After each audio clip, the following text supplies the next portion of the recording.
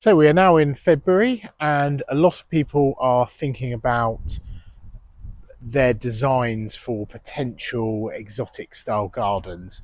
So, say you have been on YouTube or you've been looking in books and you've got a few ideas about what kind of plants you would like for the garden and a rough layout, and you're having in your mind about how in the summer you want to be sitting out in the garden enjoying a lovely drink in a nice kind of seated area with all surrounded by the lovely plants.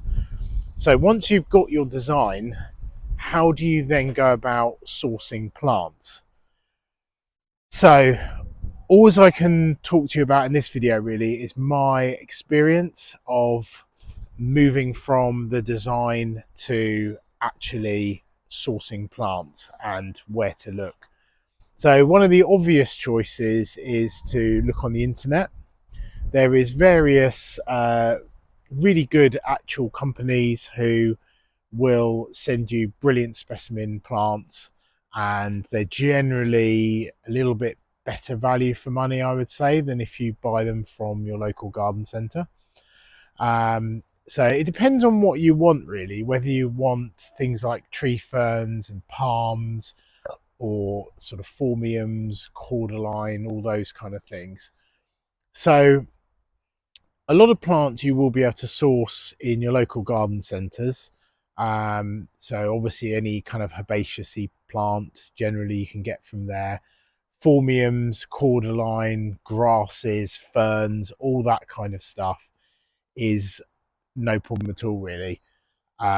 If you really want more specialist ferns and things, or some of those plants on the list, you would have to go to more specialist nurseries to get those.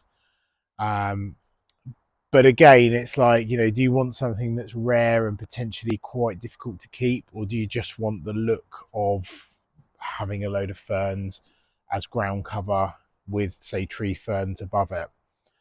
So yeah, local nurseries really good for your kind of staple plants, which will help kind of to fill out in between your specimen plants.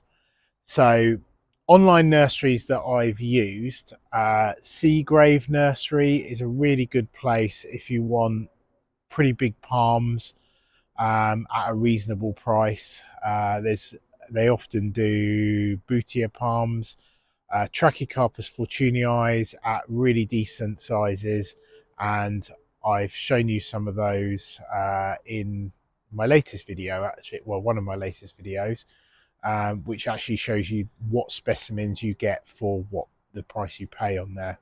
So yeah, Seagrave, good for general big stuff. You can use kind of places like Gardening Express. They are good for kind of medium sized sort of palms, smaller palms. They do cordylines and phormiums and all those kind of staple things as well. So generally not too expensive for delivery, especially if you spend, I think, £250 with them, you get free delivery anyway. I've got some quite decent specimens for the price I paid for from that particular company, and you generally get quite a quick delivery time with them. Seagrave I found was a little bit slower, but I think it depends on the time of year in which you buy your plants. I bought mine in kind of November time, and they arrived in kind of mid to end January. So it was a bit of a wait, but well worth the wait on there. Big Plant Nursery, which is not that far away from me actually. It's about 40 minutes drive. They do really good range of pretty much all the kind of exotics. So they do a bit of like cannas, but they do the palms, ferns. They do, yeah, quite specialist things as well. They've got a nice selection of kind of agapanthus. They would do things like yuccas and all of that kind of stuff. So they're good as a general one, and good quality plants from them. They've been really good delivery times. I've been to the nursery a few times myself, visited there, and yeah, the quality of their stock really, really good. Um, so yeah, good company with them. Then I've used hardy palms. which I've got generally smaller palms, which are sort of hybrids, so they're crossed between different varieties, and they're generally kind of under 2 foot, I would say, in size. Uh, Really reasonable prices on them. They're good for the yucca, rostratas, and Thompsonias. Got decent specimens for them for between £40 and £90 each on those. So yeah, they're really good company for a bit more specialist stuff. And they do, I think they do Trachycarpus fortunei in different sizes as well. There's a few other online companies I've used, but they've been for literally one plant that I couldn't really get anywhere else, or they were expensive um, in other places as well. The only big Trachycarpus palm that I bought for this garden was from my local nursery, which is Keydale Nurseries down in Horndean, and they do generally in the kind of spring and summer they do a good selection of banana plants and cannas and a few of those kind of exotic style plants, but they always stock phormiums and cordylines, and they've got decent sized Trachycarpus. So when I say decent size, kind of about 8 foot tall ish, uh, well, maybe sort of 7 to 8 foot. And they also do the smaller ones, which are kind of about 3 or 4 feet. So yeah, they're generally the companies I've used. I've picked up the odd plant here and there from where I've visited sort of other garden centres around and about. And I do actually propagate a load of plants at work as well. So with a lot of the herbaceous, they get basically I grow them, dig them up, chop them up, pot them on, and then yeah, then some of them have come here as well. And likewise, some of the plants that were part of my original design have gone to my work as well. So it's kind of a little bit of a swap in that sense. Yeah, so I would say a good experience with all of the companies that I've dealt with. Um, yeah, so as I say, a couple of sort of slower deliveries at certain times of the year, but I would say always the quality of the plants have been really decent.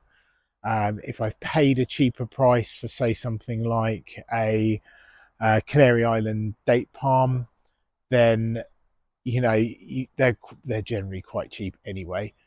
But they've sent a very decent big specimen for the price that I've paid for it. Yes, you can get bigger specimens elsewhere, but then you'll be paying kind of in the hundreds, maybe £200-300 for a very large one. And I didn't want to take the risk with that because they can be a bit iffy.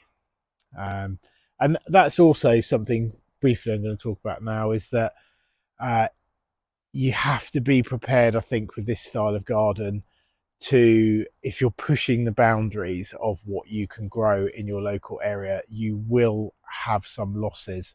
But the key is to learn from those losses.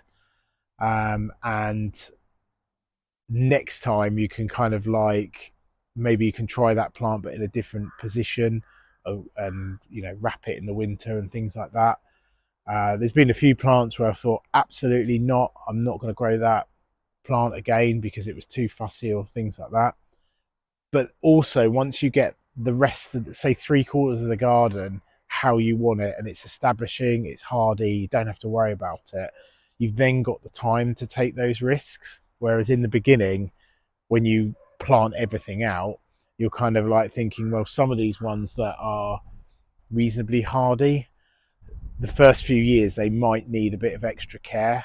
And if you've then got stuff that's super complicated alongside that, it's very stressful. So if you're retired and you've got the time to do that, brilliant. I work full time and we also run an Airbnb as well. So we've got a lot of things going on. Also, the garden open days as well. So yeah, it depends on your time scale and how long you're prepared to wait for plants to grow, from small to large specimens. You buy them smaller, they're generally cheaper, um, but they are less hardy. So you can put the time in, you can save a little bit of money that way, or you can buy bigger specimens and have a more instant effect. But ultimately, I would say this garden has taken 2 years to properly establish and start looking really good.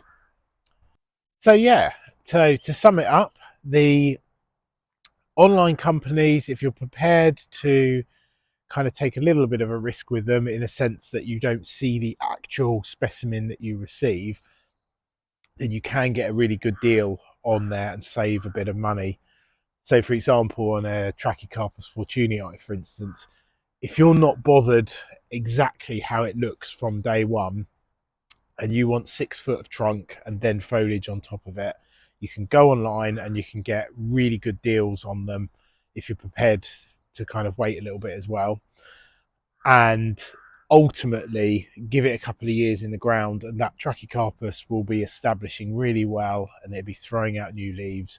And you potentially could have saved yourself a few £100, which ultimately you can put towards some other more exciting plants for the garden.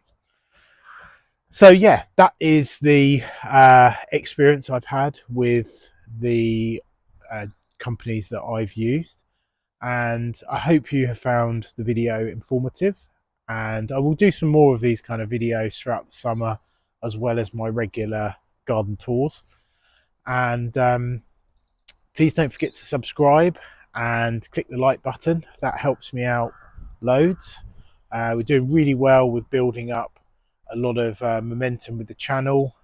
People are asking me lots of questions and enjoying what they're seeing. And if for instance you've got some ideas with videos that you'd like to see from the garden, then yeah, just drop a comment in the comment section, and I read all the comments and I try to respond to them, or I click the that I've read it as well. So but another thing I'd like to try and do this year as well is add some more pictures to the Instagram. I haven't done a lot of Instagram since, I think, for about a year, to be honest. All of my efforts has gone into YouTube. So yeah, don't forget to subscribe and click the like button, and I'll see you on the next video.